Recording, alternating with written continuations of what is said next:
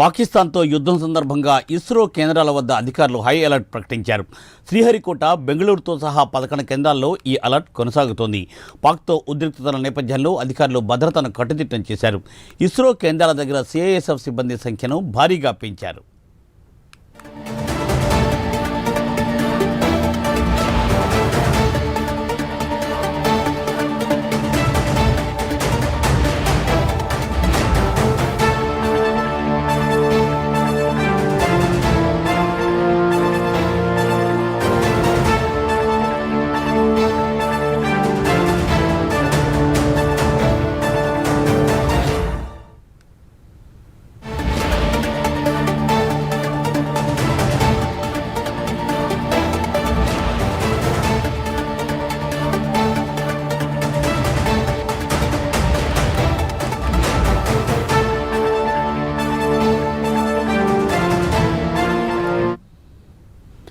పాకిస్తాన్తో యుద్ధం సందర్భంగా ఇస్రో కేంద్రాల వద్ద అధికారులు హై అలర్ట్ ప్రకటించారు.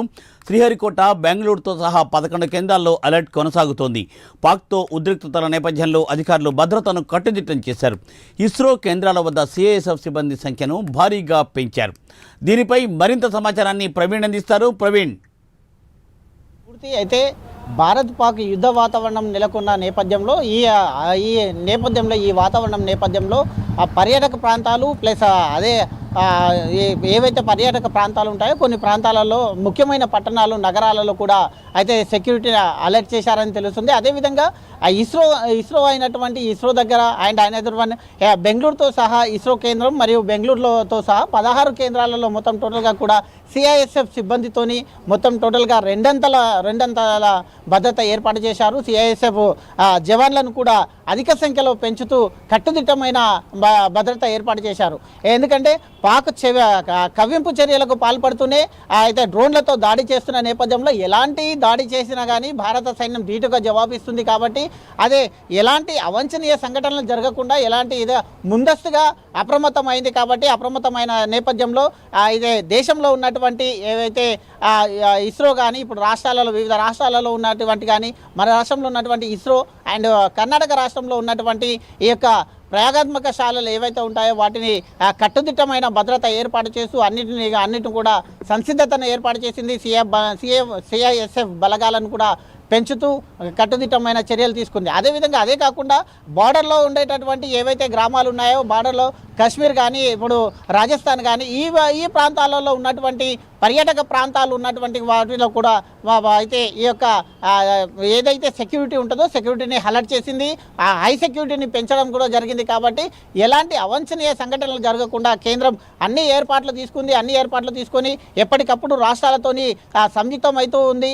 అయితే సైనికులకు అక్కడ ఉన్నటువంటి సిఐఎస్ఎఫ్ సిబ్బందికి కూడా అంటే సూచనలు వస్తూ ఉన్నాయి. కాబట్టి ఏ విధమైన పరిస్థితులను కూడా ఎదుర్కోవాలి అనే ఉద్దేశంతో అయితే బలగాలను కూడా మోహరించినట్టు తెలుస్తుంది. మూర్తి, రైట్ ప్రవీణ్, తప్పనిసరిగా మీరు చెప్పినట్లుగా ఏంటంటే ప్రస్తుతం ఏంటంటే Indian satellite research organisation ISRO అక్కడ హైదరాబాద్ ఉంది, బెంగళూరు ఉంది, అట్లాగే ఏంటంటే వేరే చోట కూడా ఉంది. అలాగే హైదరాబాద్లో కూడా చాలా సున్నితమైన ప్రాంతాలు ఉన్నాయి.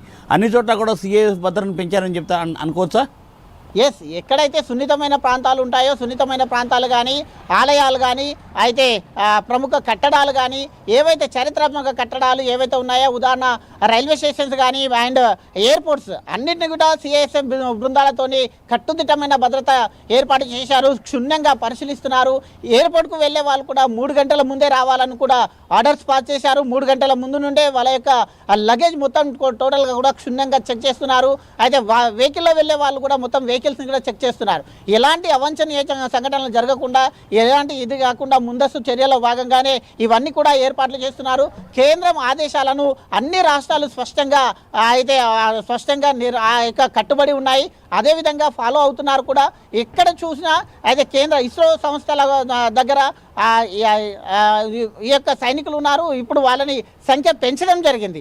వాళ్ళ సంఖ్య పెంచుతూ అన్ని యొక్క ప్రధాన మార్గాల గుండా, ప్రధాన రహదారుల గుండా ప్లస్ ఇంకా ఎక్కడైతే మనకు ఆ కట్టడాలు ఉన్నాయో ఆ కట్టడాల గుండా మొత్తం కూడా అయితే సిఐఎస్ఎఫ్ బృందాలను మొత్తం టోటల్గా కూడా అక్కడ మోహరించడం జరిగింది. ఎలాంటి అవాంఛనీయ సంఘటనలు జరగడానికి ఆస్కారం లేకుండా సిఐఎఫ్ బృందాలు 24 గంటలు సాయశక్తులు వడ్డిస్తున్నారని తెలుస్తుంది. రైట్. అలాగే మరి ఇక్కడ ఏంటంటే డిఫెన్స్ సంబంధించి కూడా చాలా ఇన్స్టిట్యూషన్స్ హైదరాబాద్లో ఉన్నాయి. డిఆర్డిఓ, డిఆర్డిఎల్, బిహెచ్ఈఎల్, అలాగే ఏంటంటే CCMB, central for cell and molecular biology, అట్లాగే చాలా ప్రతిష్టాత్మకమైన సంస్థలు హైదరాబాద్లో ఉన్నాయి.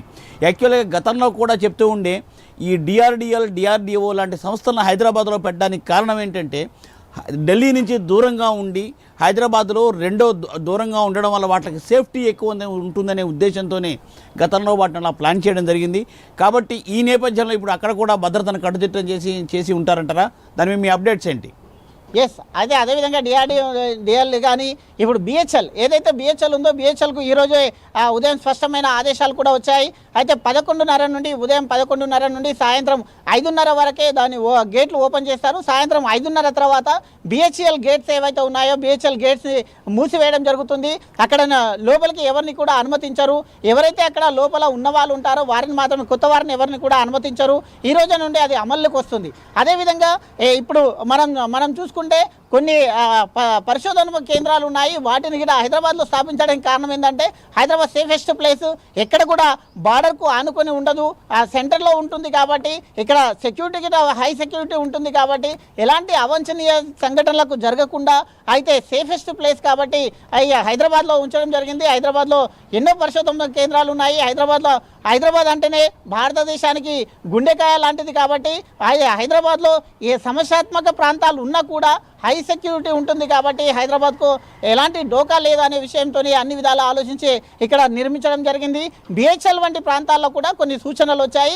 ఈ రోజు నుండి ఆ సూచనలు కట్టుదిట్టంగా అయితే బిహెచ్ఎల్ ప్రాంతంలో అయితే అమలు చేస్తున్నారు. 11:30 నుండి సాయంత్రం 5:30 గంటల వరకే ఆ యొక్క బిహెచ్ఎల్ గేట్లు తెరుచుకుంటాయి. అక్కడ వాహనదారులు కానీ రాకపోకలు కానీ కొనసాగించవచ్చు, ఎవరైనా వెళ్ళొచ్చు రావచ్చు.